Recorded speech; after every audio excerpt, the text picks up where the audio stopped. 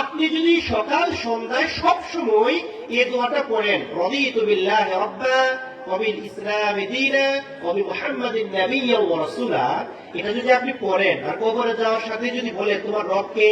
আল্লাহ, তোমার দ্বীন কি? ইসলাম, তোমার নবী কে? মুহাম্মদুর রাসূলুল্লাহ, প্রশ্নের উত্তর দেওয়া কঠিন হবে সহজ হবে? একটা বাচ্চা সারাদিন পরীক্ষার প্রস্তুতি নিচ্ছে, 3 দিন যাবত অঙ্ক পড়তেছে, স্যারে বলেছে এই 5টা প্রশ্ন পড়বা, এই 5টায় আসবে, পরীক্ষার হলে গিয়ে দেখবে এই 5টায় আসছে, উত্তর লেখা তার জন্য সহজ হবে কঠিন হবে? কবরের মধ্যে 3টা প্রশ্ন করা হবে, তোমার রব কে, তোমার দ্বীন কি, তোমার নবী কে। আর আপনি যদি সকাল সন্ধ্যায় প্রতিদিন আমল করেন, রাদিতু বিল্লাহি রাব্বা ওয়া বিল ইসলামি দীনা ওয়া বি মুহাম্মাদিন নাবিয়্যান ওয়া রাসূলা, তাহলে প্রশ্নের উত্তর দেওয়া সহজ হবে কঠিন হবে? সুতরাং বেশি বেশি পরিমাণ রাসূলের দুরূদ এবং সালাম পেশ করেন। কুল্লু দুআইন মাহজুবুন হাত্তা লা ইসাল্লা আলা নবী সাল্লাল্লাহু আলাইহি ওয়াসাল্লাম, বনি আদমের প্রত্যেকটা আমল ঝুলন্ত থাকে যতক্ষণ না পর্যন্ত রাসূলের দুরূদ সালাম পেশ করা হয়।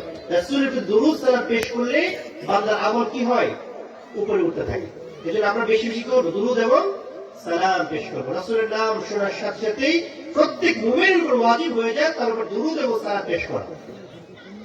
আল্লাহ সুবহানাহু ওয়া তাআলা কি বলেছেন?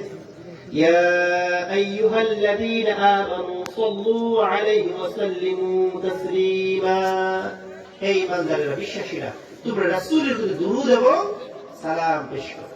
রাসূলের প্রতি দুরূদ এবং সালাম পেশ করার পর আমাদের এই এলাকার যে সকল মুমিন নরনারী কবর দেশে শায়িত আছে, বেঁচে থাকলে আজকের এই তাফসীর কোরআন মাহফিলে আসতো, বসতো, কথা শুনতো, সামগ্রিকভাবে সহযোগিতা করতো না? যেমন আপনারা এখানে আসছেন। সুতরাং আমরা আমাদের এই এলাকার সকল মুমিন নরনারীর মাগফিরাত কামনা করছি। আল্লাহ তাআলা যেন ওনাদেরকে মাফ করে দেন, বিশেষ করে আমাদের পিতা মাতাদেরকে মাফ করে দেন। আল্লাহ তাআলা যেন আমাদেরকেও মাফ করে দেন। সবাই বলেন রব্বানা ইগফির লি ওয়া লিওয়ালিদাইয়া ওয়া লিল মুমিনিনা ইয়াওমা ইয়াকুমুল হিসাব। আল্লাহ সুবহানাহু ওয়া তাআলা এটা আমাদের শিক্ষা দিয়েছেন, আমরা যেন আমাদের মাগফিরাতের জন্য দোয়া করি, আমাদের পিতা মাতার মাগফিরাতের জন্য দোয়া করি, সকল মুমিন নরনারীর জন্য কি করি? দোয়া করি। এটা আমাদের শিক্ষা।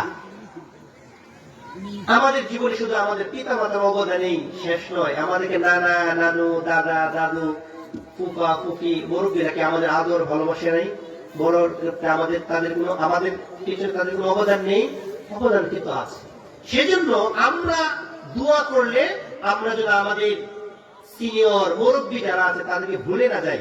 সেজন্য কৃতজ্ঞতার পরিচয় দেওয়ার জন্য আল্লাহ তাআলা আমাদের এই শিক্ষাটা দিয়েছেন, আমরা যেন আমাদের মুরব্বীদেরকে ভুলে না যাই, তাদের জন্য যদি আমরা দোয়া করি। রব্বানা ইগফির লানা ওয়া লিইখওয়ানিনা আল্লাযীনা সাবাকুনা বিল ঈমান, হে আমার রব, তুমি আমাদেরকে ক্ষমা করো। ওয়া লিইখওয়ানিনা আল্লাযীনা সাবাকুনা বিল ঈমান, আমাদের পূর্বে যারা ঈমান এনেছে, সিনিয়র মুরব্বী যারা আছেন, নানা নানু দাদা দাদু, হে আমার রব, তাদেরকেও ক্ষমা করো। আচ্ছা, আমাদেরকে নানা নানু আদর করে নাই, দাদা দাদু আদর করে নাই, সুতরাং আমাদের দোয়া তারা পৃথিবী থেকে চলে গেছে, সন্তান হিসাবে ইসরায়েলের সব হিসাবে, সব প্রেরণ হিসাবে আমরা তাদের কি করতে পারি? দোয়া করতে পারি। এই দোয়াগুলো আমরা শিখবো, মুখস্থ করবো এবং তাদের জন্য কি আমরা ইসরায়েলের সব হিসাবে এই দোয়া করে সব পাঠাবো। বিশেষ করে আমাদের পিতা মাতার জন্য আমরা দোয়া করবো। ওয়ালাদুন সালিহুন ইয়াদউ লাহু, নেককার সন্তান যদি পিতা মাতার জন্য দোয়া করে, বাবা মা মরে গেলেও ব্যক্তির আমলনামায় এর সব যেতেই থাকে। সুবহানাল্লাহ। ইযা মাতাল ইনসানু ইনকাতা আনহু আমালু ইল্লা মিন সালাসাতিন, মানুষ যখন মরে যায় তার সমস্ত আমলের দরজা বন্ধ হয়ে যায়, কিন্তু নেককার সন্তান যদি দোয়া করে ব্যক্তির আমলনামায় তার সব যেতেই থাকে। সুতরাং এখানে আমরা সবাই কারো না কারো ছেলে, তাই না? আমাদের বাবা মার জন্য এভাবে দোয়া করব, রব্বির হামহুমা কামা রব্বায়ানি সগীরা। কেন কেন পারেন এই দোয়া? আসলে সবাই পারেন?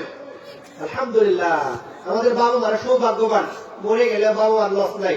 সন্তান হিসাবে আমাদের বাবা মার জন্য ইসলামের সব হিসাবে সব সময় হাত উঠিয়ে দোয়া করব, রব্বির হামহুমা কামা রব্বায়ানি সগীরা। শুধু একটা দোয়া করলো না, আরো একটা করলো, রব্বানা ইগফির লি ওয়া লিওয়ালিদাইয়া ওয়া লিল মুমিনিনা ইয়াওমা ইয়াকুমুল হিসাব। আরেকটা দোয়া করব, রব্বি ইগফির লি ওয়া লিওয়ালিদাইয়া ওয়ালিমান দাখালা বাইতা মুমিনা ওয়ালিল মুমিনিনা ওয়াল মুমিনাত। বাপ মা আমাদের জীবনে কত কষ্ট করে লালন পালন করা থেকে কত টাকা পয়সা খরচ করছে, 2-3টা দোয়া করলে হবে, আরো বেশি দোয়া করতে হবে।